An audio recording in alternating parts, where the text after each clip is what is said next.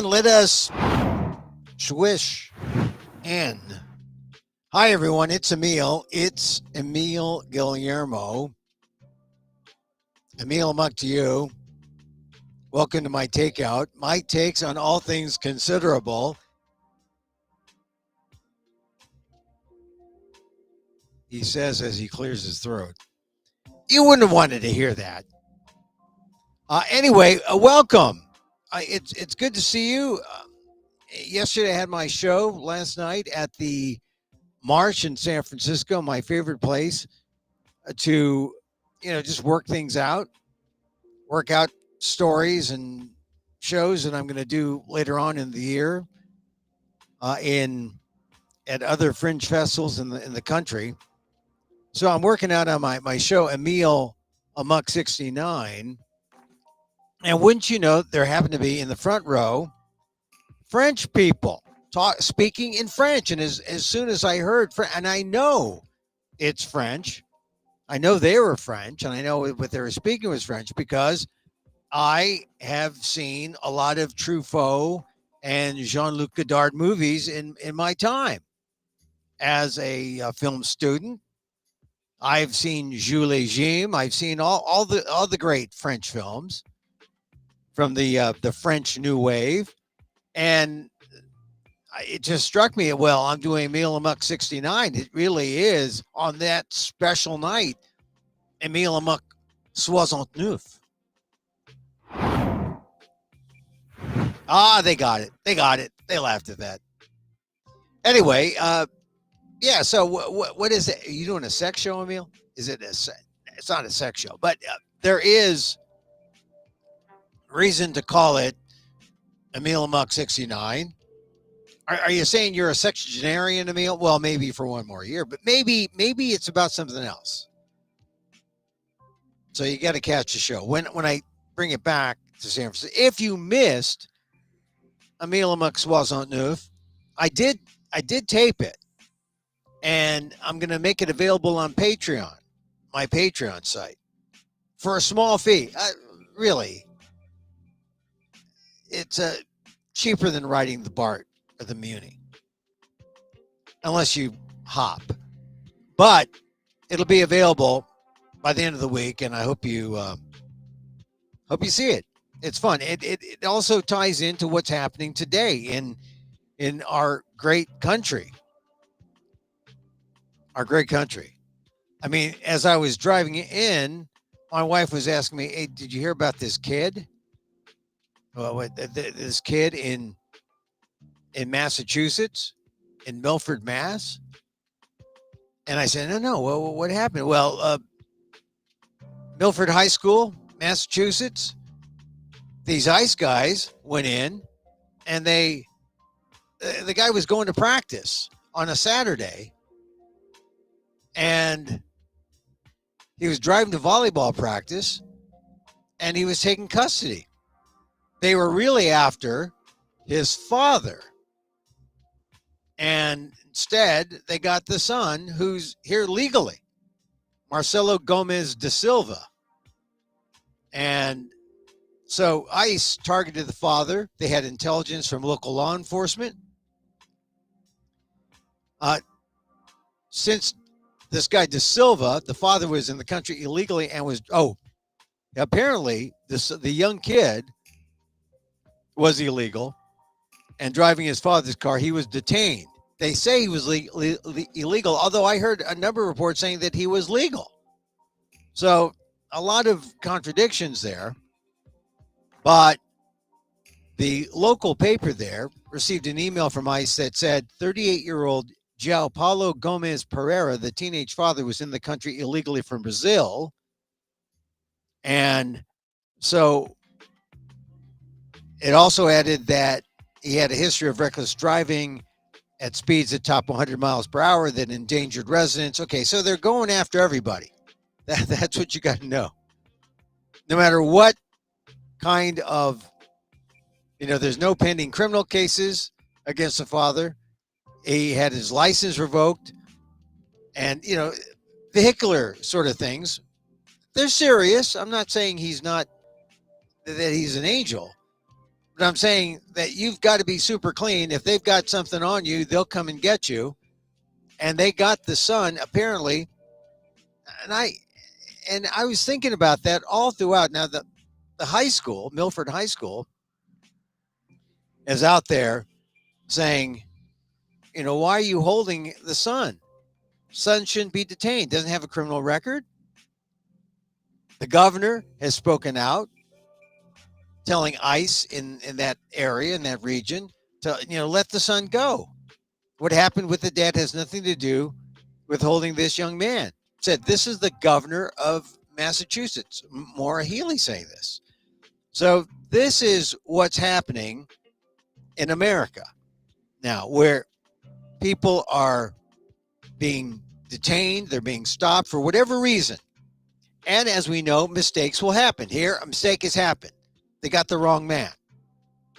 And they still hold you, even if you're the wrong person. You're not the person. So this is America today.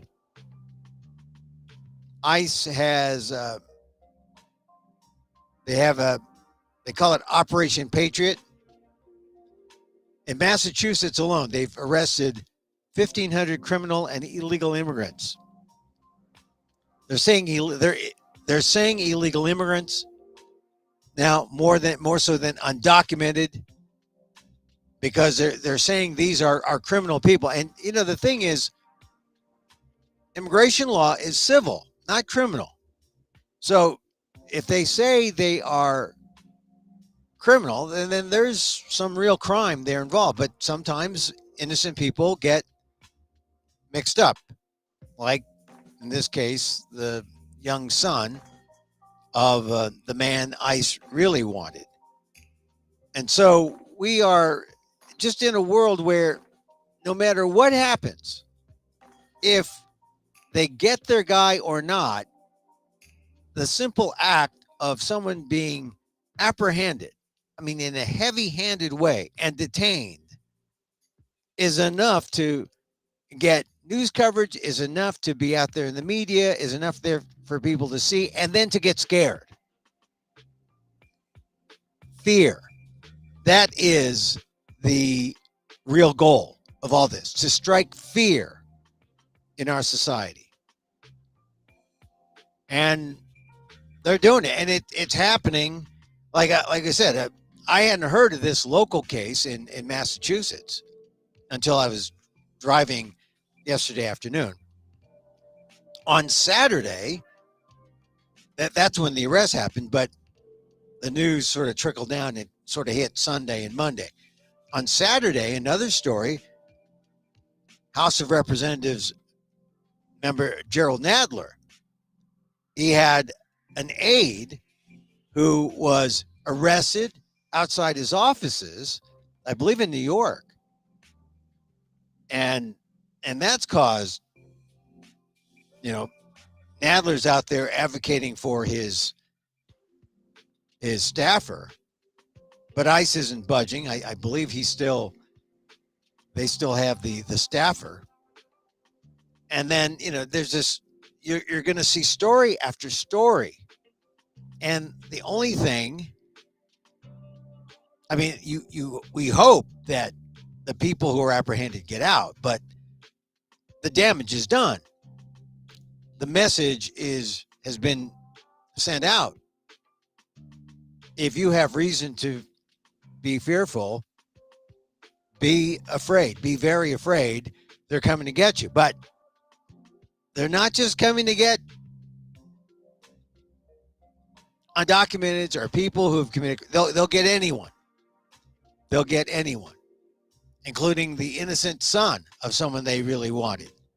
They just want somebody. And then Politico had an interesting article today. This is the scalpel they'll use to ruin the lives of individuals the president is opposed to.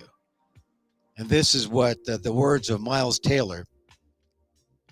He authored the anonymous op-eds that ran in, I believe, the New York Times, right? And yeah, 2018, an op-ed, Miles Taylor, and now Taylor, the former chief of staff at the Department of Homeland Security, who revealed himself as the op-ed's editor and author, rather, and the op-eds were highly critical of the Trump administration. Taylor's now speaking out about his experience, and he says about how it happened to him. He says it's been completely destructive to our lives. He says that he and his family have faced increased security threats because of Trump's order. I don't want to go out there and say this order achieved the president's objective of destroying my personal life, but the reality is that I had to step away from work because I couldn't do the work that I did anymore with this blacklisting in Washington. So Taylor's lawyers have filed formal complaints with the inspectors general at the Department of Justice and Homeland Security, requesting that they investigate whether Trump's order violates existing law or constitutional protections. So, slightly different case, but the point is, if you're targeted by Trump, it's going to wreck your life. You don't have to be an undocumented person. You could be a white person like Miles Taylor, high up in the government, who uses his free speech rights to write these op-eds in the New York Times under the byline anonymous.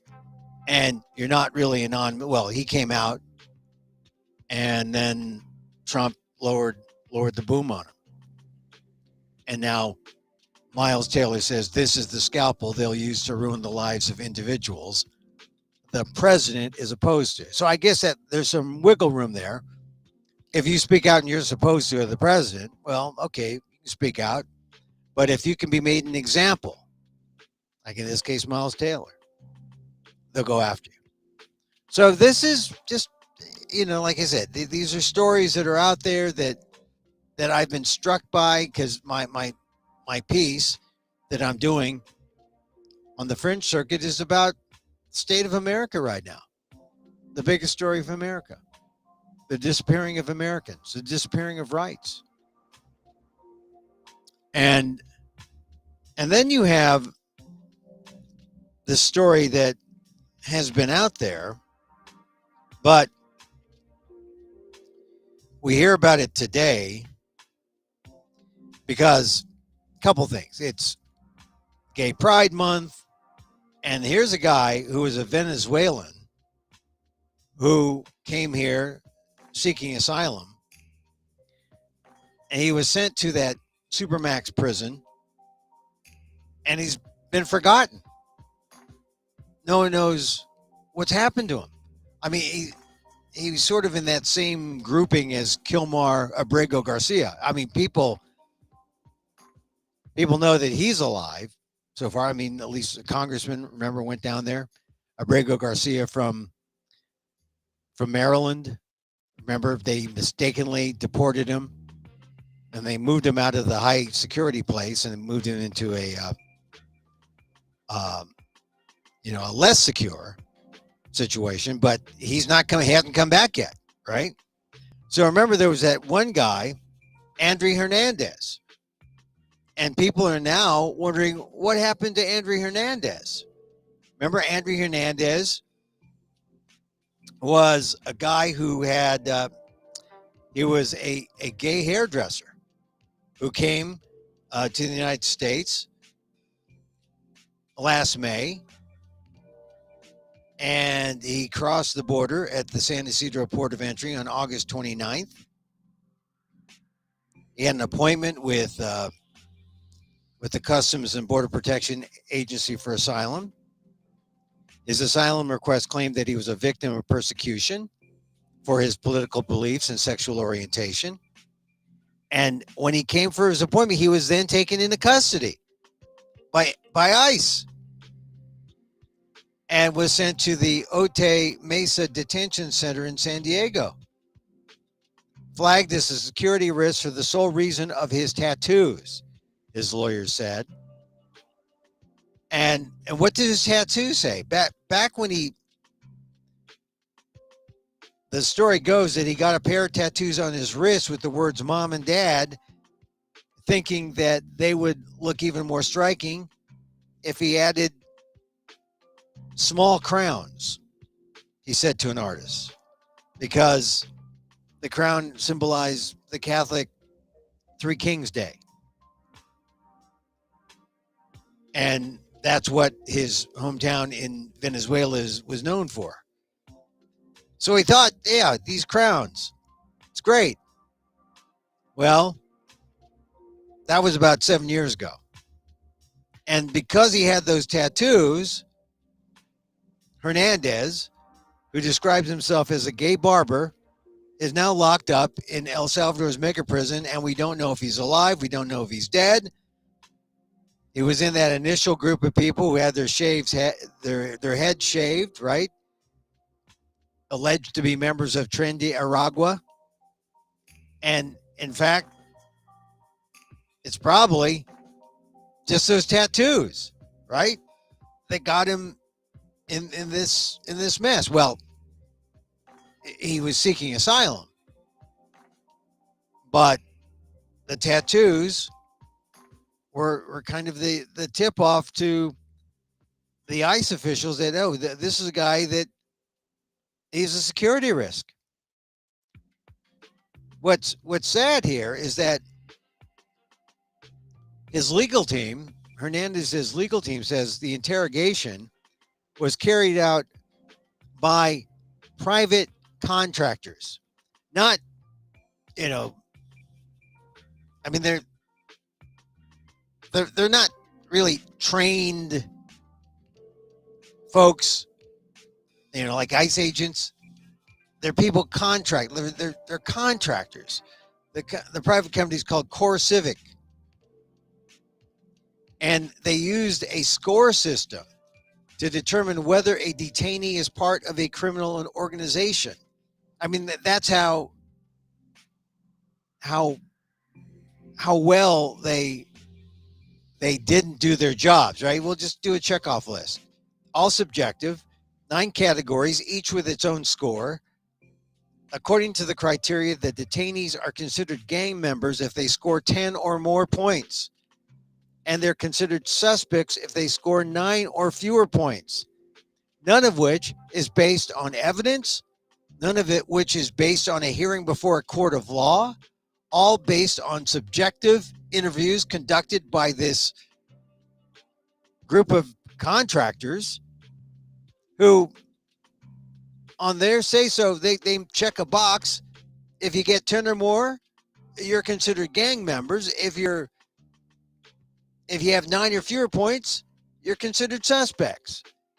And no matter what, if you, based on that point system, you got sent to the Supermax prison in El Salvador. This is what they wrote when they got 5 points for tattoos on the wrist, including the 2 crowns. 5 points. He's halfway there, more than halfway there, more than halfway to the Supermax prison. The interviewing officer wrote on his record, detainee Hernandez has a crown on each one of his wrists. The crown has been found to be an identifier for a Tren de Aragua gang member. Any more evidence than that? That's it? So you see how this scorecard system, you see what a bogus thing this is. And now this guy Andres Hernandez, self-described gay barber, is now in this, well, we assume he's in the maximum lockup in El Salvador, but there's been no proof of life. There's been no contact. This isn't supposed to happen in America, but it is. And it's hard to believe the style, the heavy-handedness, the way in which these arrests and the subsequent things that happen once people are held. Once they're held, once they got you, they got you. They don't let you go. So every day there's a story. Every day there's a story. Andres Hernandez, his story was first reported back when Tren de Aragua suspects were sent to that Supermax prison. Only Kilmar Abrego Garcia sort of broke out the media mold because his perhaps was the most egregious. A man who shouldn't have been deported was deported. And it was unclear what happened to Andres Hernandez, but apparently now we know, according to reports, this report from the BBC back in May about the scorecard, new reports about his family wanting to connect with him, haven't heard from him, and now people are trying to raise money for a way to fight what's happening to this guy who was coming to America seeking asylum and then gets treated as a criminal and sent to not Venezuela, but to El Salvador in a prison, an American gulag. And this is what's happening under the autocratic rule of Donald Trump. So these things just sort of add up, right? I mean, they pile up and you see, oh, this is America. This is America now. And I don't know what's going to change it. Call your congressman. We got Congressman Nadler speaking out on behalf of his staffer who was taken into custody for whatever reason. ICE felt it necessary, but they were very heavy-handed there. And I haven't seen anything in the news suggesting that the man has been released or the staffer has been released. So maybe even if you have a congressman advocating for you, no one's moving very fast to set you free. I mean, just look at Andres Hernandez and the 18-year-old Marcelo Gomez de Silva. So those are the latest. This is America. And Axios did a story today that was pretty revealing. It says, your confidence in America says more about your feelings on Trump. So if you are feeling good about America, well, that means you're feeling good about Trump. If you're feeling bad about America, well, then you must be a Democrat. And this is according to surveys of at least 1,000 adults taken from September 2024 to May 2025. And it's pretty stark to look at the graph. See the red line there? 79% say, oh yeah, America's good. Are they satisfied with the way things are going? 79%. Red line, that's Republicans. The blue line, Democrats, 4%. This is sort of the trend now. We're seeing this. You're a Republican, you feel good. 79. You feel bad, you're a Democrat. Red is high, blue is low. I mean, you may have sensed this. The good thing about the data is that it real numbers. You chart it, put it on a graph, you look at it, and you say, "Oh my God, is that really? Yeah, that really is happening." And this is the partisanship in this very highly polarized Trump 2.0. Overall, 38% of Americans are satisfied with the way things are going in the country, according to a May 1st to 18th Gallup poll. Let's see what else. That number, which sat just at 20% in January, has climbed thanks to a massive surge in Republican satisfaction. So it's not great if you're a Democrat. And this is sort of if you look at that, that's the polarization. September, Democrats were up, right? Look at that. Democrats were up in September of 2024. Oh, we got Kamala. We're going to win. Uh-oh. November came. They lost. Democrats still positive. Republicans, they don't get a boost until January.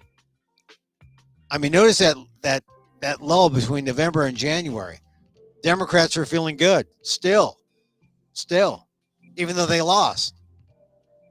The direction was good because just wait till Trump takes over. Trump takes over in January and whoop, Republicans go sky high and have remained that way. And Democrats have. And in the meantime, who's a Democratic leader? Now, a lot of people are sort of upset with Gavin Newsom. I don't know.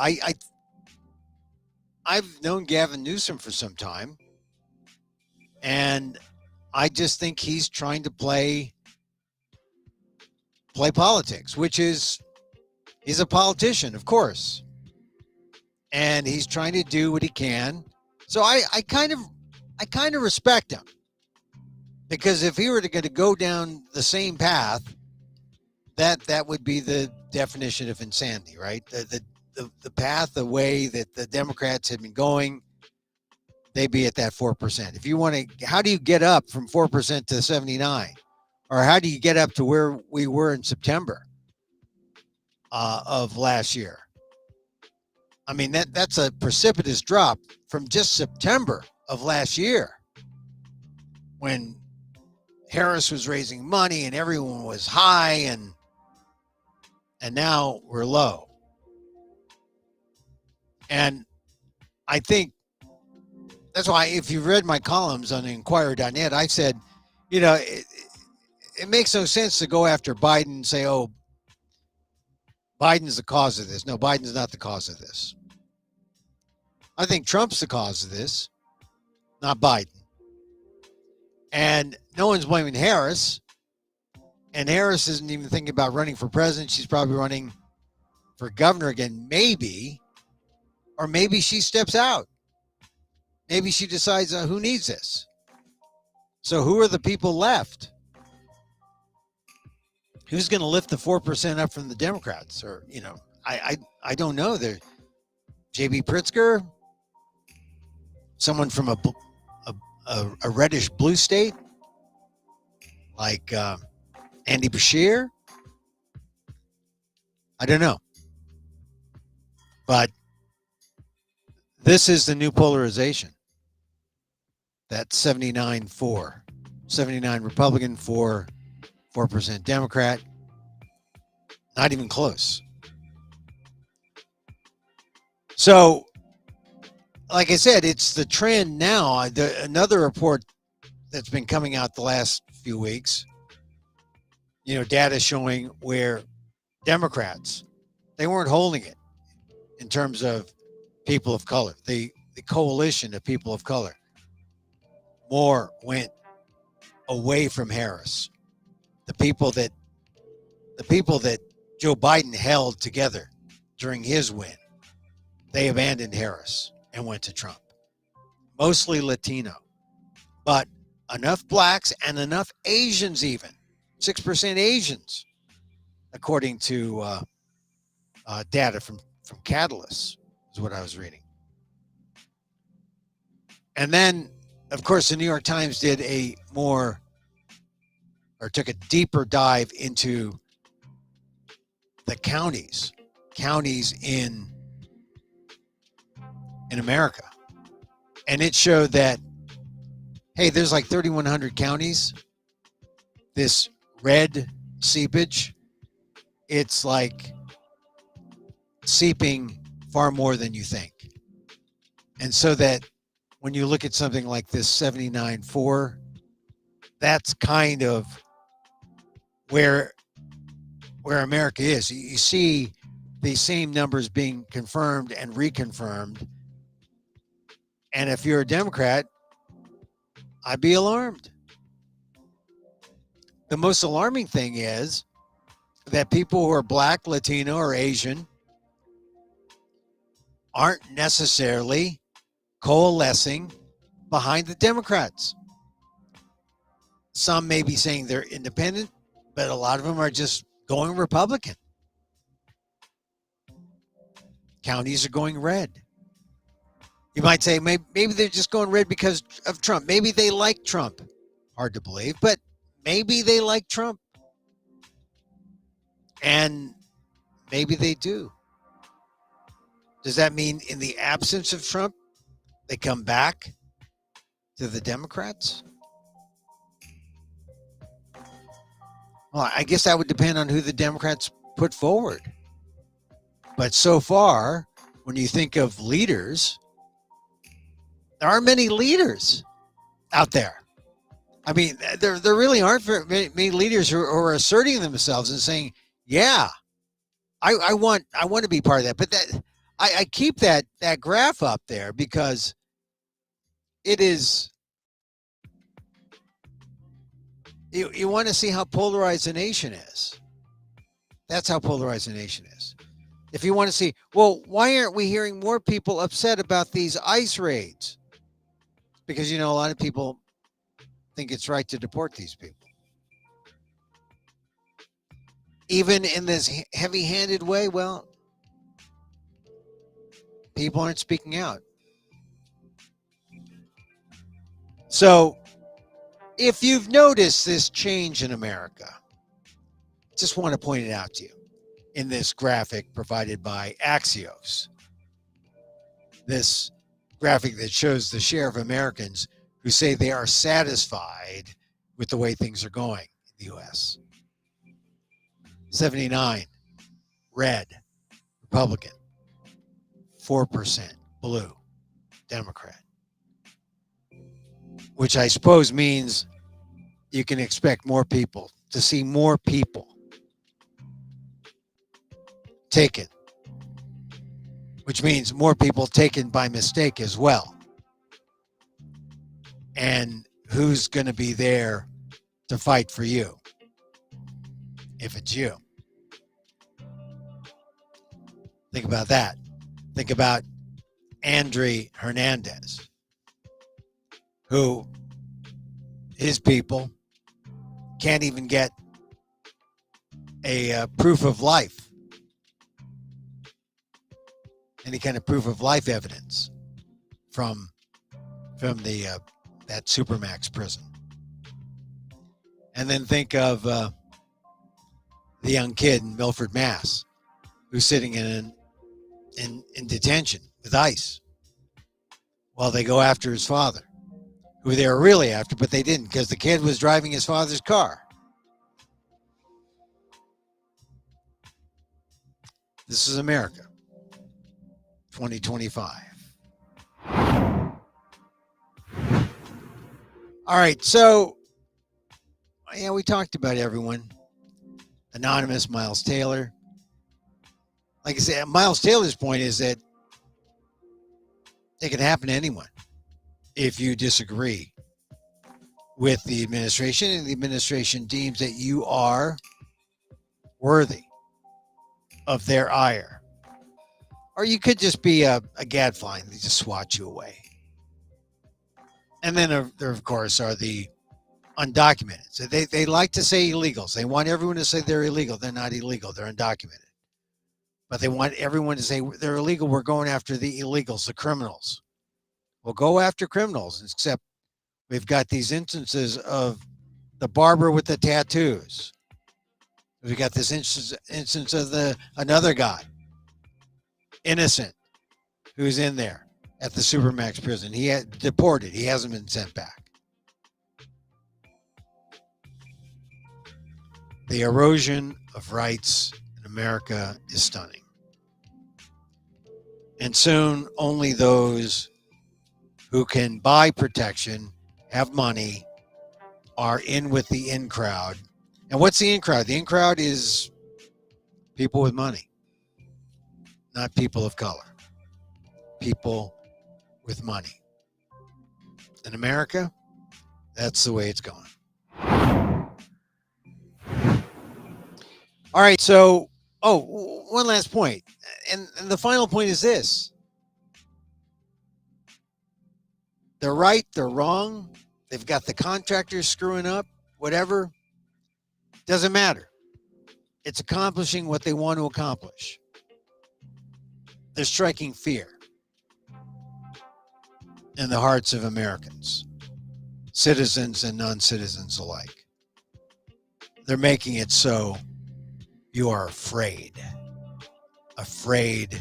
to be American, afraid to be free, which isn't the way it's supposed to work. Not the way it's supposed to work. So we'll end looking at that polarized graph that shows, are you satisfied with the way things are going?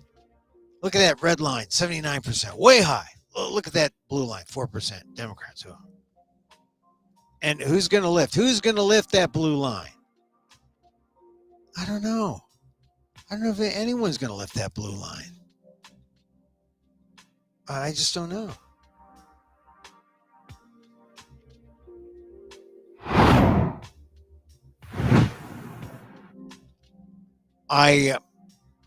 Once again, thank you if you were at the show at the Monday Night Marsh last night. It was fun. Did my show. Actually, a portion of the show. Still working on it. It will be traveling to fringe festivals around, the summer. Still developing. I mean, because one of the things about the show is I talk about things that are happening now, things that are happening where I am. And so I'm doing a lot of writing right up to the last minute. So it'll be a totally different show in the summer, totally different show in November. And just like it was a totally different show before we had reached 100 days, because I had done a version of Emil Amok 69 at the Fresno Rogue. And there, Zelensky ambushed in the Oval Office. Last couple of weeks, we had the president of South Africa, ambushed by Trump. Because you know what? We like the white Boer South African refugees. The Venezuelans, now that's turned upside down. So if you want to see what I did, send me a message. Go to Patreon, patreon.com, Emil Amok, and it'll be up there by the end of the week. Because it's a long file, 20 minutes. And you can pay to play. Yeah, we'll do a pay-to-play thing. I mean, here's the thing that people don't realize from these sort of endeavors. You don't make a lot of money doing these kind of theater things. But, if you can make a few shekels, you can offset costs, like costs for materials, posters, that kind of thing. Your gasoline to drive to the show. And I'll let you know about future shows as well. All right. We like to end with a little loving kindness because why not? We have that. One thing I notice, people are mentioning being kind. And I noticed this from Michael Moore. wrote something yesterday. And Michael Moore, you know Michael Moore. Yesterday he wrote, "The new Pledge of Allegiance, I think we should all take." And he just whipped it up. He says, what if we all took a new pledge? For you, for me, for the people, and for the country that deep down, in spite of its MAGA heads, in spite of its insanity, we've decided to fight for its survival, holding on to a belief that we can make it better, that we can fix it, that we can end the madness and create a true democracy for which it stands. So this is Michael Moore's Pledge of Allegiance. I pledge allegiance to the people of the United States of America and to the democracy for which we all stand. One person, one vote, one nation, part of one world. Everyone, a seat at the table. Everyone, a slice of the pie. With liberty and justice, equality and kindness, and the pursuit of happiness for all. You know, I read that yesterday, and I thought, yeah, you know, what if we took a new Pledge of Allegiance? And what if it said what we really meant and what we really could do? Would we take it more seriously? Would we feel better? I pledge allegiance to the people. That's all of us. Not citizens, to the people. If you're here, you're a people of the United States of America. And to the democracy. Forget republic, democracy. Let's spell it out. Democracy for which we all stand. One person, one vote. No dead people voting, no people voting twice, no rigged elections. We can all agree on that. One nation, part of one world. We are global. We can't hide. We're all interdependent. Everyone, a seat at the table. Yeah, we come together. That's what we do in a democracy. Everyone, a slice of the pie. We get our fair share, not more than the other guy. Unless, look, free enterprise, we can get more. But we all should have a slice of the pie. With liberty and justice, equality. We need equality. Liberty, we want to be free. Justice, we need to have things fair. And this last line, kindness.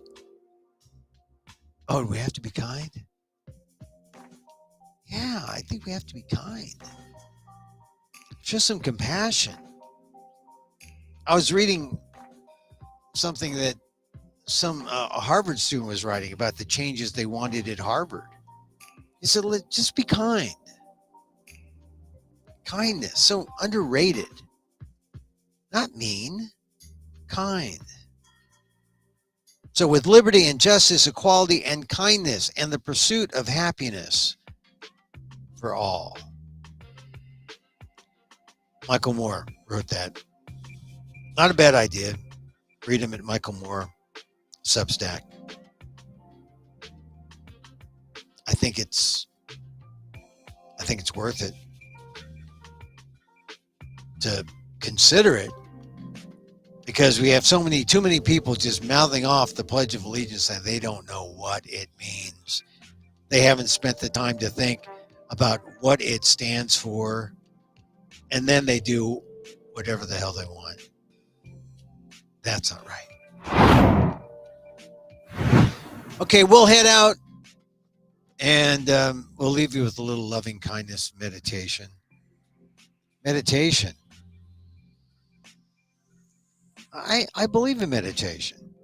You know, they've been doing some focus groups on Republicans and Democrats. What animals do you say are the Republicans and what are the Democrats? You know, and just to get away from elephant and donkey and that kind of thing, because that's old style. What's the modern animal? And for Republicans, it was like tigers and bears and growlers and devourers. That's the Republicans, right? For Democrats, it was tortoises and three-toed sloths and slow. I don't know. You know, tortoises, terrapins, Maryland terrapins, they're mean. They're nasty. But three-toed sloths, they don't take action. They don't devour you. They're losers. That's the thing the Democrats are going to have to solve. I don't know how they're going to do it. Gavin Newsom? Who's going to be, and the Democrats, who's going to stand up? I think this is where Bernie Sanders was a hope. But now he's propping up AOC because where are the other leaders?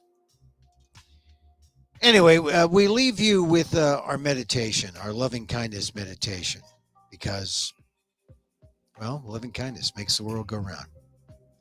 And so, as I wish for me, I wish for you. May you be safe. May you be happy.